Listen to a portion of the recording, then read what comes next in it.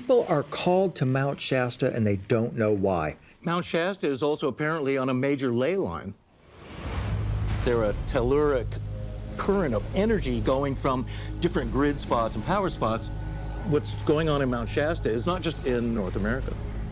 All over the world are these power spot mountains like Mount Shasta. Yep. Mount Shasta is sometimes said to be one of the chakras of the planet, too. The ancient Sanskrit term chakra refers to energy centers in the human body. In his 1967 book, Earth Chakras, author Robert Kuhn proposed that the planet also has energy centers, and that these act as connection points to otherworldly dimensions. His list included Mount Sinai in Egypt, Mount Kailash in Tibet, and Mount Shasta. There are traditions of sacred mountains all over the world. This is where the gods came down, started civilization, but it's also thought to be where communication with the gods took place, and potentially where interstellar travel may have taken place between this world and other worlds. It seems that Mount Shasta is on some energy line that's perhaps connected even to Cusco and Lake Titicaca, the Great Pyramids, power spots, and sacred places. Yeah, it's important you bring up the Great Pyramid because it reminds me of Mount Shasta. Really? Okay. First of all, it's a volcano, and the word pyramid means fire in the middle. And underneath the Great Pyramid are tunnels. Same thing here at Shasta. And it makes me think, well, maybe Shasta could have been like the natural origin of the idea of the pyramid as like a power center. But the pyramid is an artificial construction. A lava tube is not artificial. Exactly. That's and what nature. I'm saying is that perhaps the pyramid is kind of like a technological version of a naturally occurring power center like a volcano. The Great Pyramid of Giza, a power center modeled after a volcano like Mount Shasta? In his 1998 book, The Giza Power Plant, renowned master craftsman and engineer Christopher Dunn proposed that the Great Pyramid was originally designed and functioned as a power plant.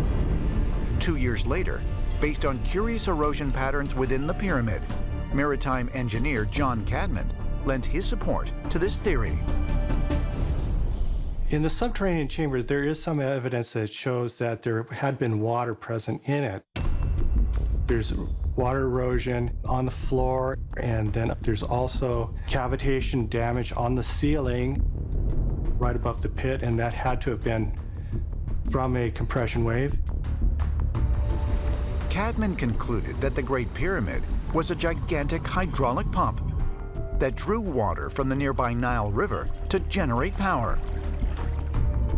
But if the Great Pyramid functioned as a power plant, what purpose might it have served? Ancient astronaut theorists suggest clues can be found in sacred Egyptian writings.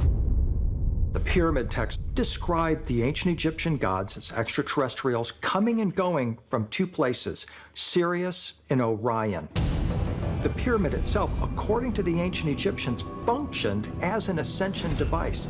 So everything that we discover about the Great Pyramid has to be related to its original function as a portal to other star systems or other dimensions. Is it possible that the Great Pyramid was designed by otherworldly visitors to function as some kind of portal?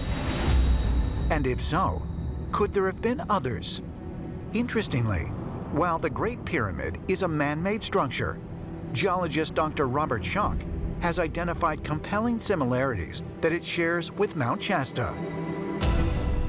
I see many similarities between Mount Shasta geologically and the natural features it's associated with and artificial human-constructed pyramids. Underground flowing water can carry a charge, build up charge in certain areas that can then migrate to the surface along faults and fissures, and in some cases then escape as basically balls of charge.